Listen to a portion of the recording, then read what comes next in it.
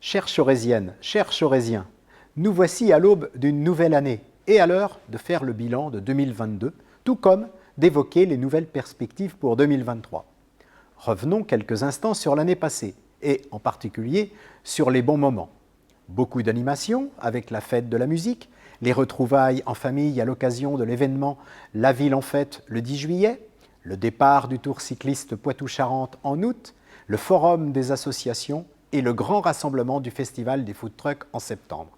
J'espère que tous ces moments vous ont apporté joie et convivialité, vous ont permis de lier connaissance avec vos voisins chorésiens, d'inviter vos amis et d'apprécier encore plus le privilège de vivre ensemble dans notre belle ville. Bien entendu, au regard de la popularité de ces événements, nous allons les reconduire. D'autres également arriveront, comme le final du Tour Auto New York Classic, le 7 mai, des concerts de musique ou de nouvelles expositions. Je ne vous en dirai pas plus, je préfère vous réserver ces surprises au fur et à mesure de l'année. Parlons donc de 2023. Concernant nos projets, ils sont perturbés par l'explosion des coûts des énergies, ce qui nous oblige à nous adapter, à nous réinventer, à repenser notre manière de vivre.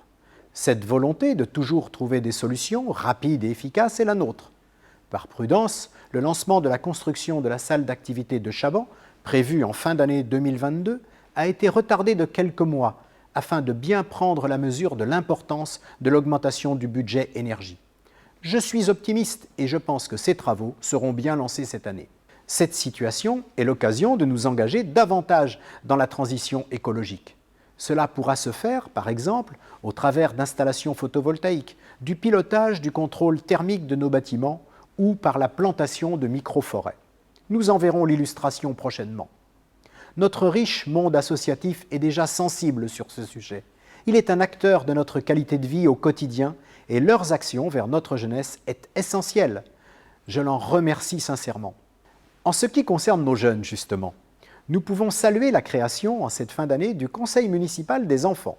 Ce dispositif permettra, entre autres, aux enfants élus de commencer à appréhender le fonctionnement de la démocratie, d'être le porte-parole des jeunes, mais aussi d'apprendre les façons de bien vivre ensemble, de présenter un projet, de concrétiser une idée, de la soumettre à ses camarades, de découvrir le fonctionnement d'une municipalité et de réconcilier la jeunesse avec la politique. Concernant le monde économique, il est plus que jamais dynamique et les demandes d'implantation de nouvelles entreprises montrent à quel point Choret est un territoire qui attire. Pour l'illustrer, sachez qu'il y a autant d'habitants que de travailleurs sur notre territoire communal, soit 7500. Un établissement illustre particulièrement la qualité de vie dans notre commune. Il s'agit de l'EHPAD. Il a traversé la crise du Covid dans les meilleures conditions possibles. Ceci est le résultat de l'implication sans faille des agents. Ils sont présents 24 heures sur 24 et 7 jours sur 7 auprès de nos anciens. Il s'agit d'une grande richesse humaine et par ces mots, je les remercie pour ce travail. Un mot également pour nos familles ukrainiennes que nous accueillons depuis bientôt 1 an. Nous les assurons de notre soutien et de celui des Chorésiens qui l'ont démontré par leurs gestes et leurs dons avec l'espoir que le plus rapidement possible, elles pourront retrouver leurs proches et la sérénité. Voilà donc le contexte 2023 planté.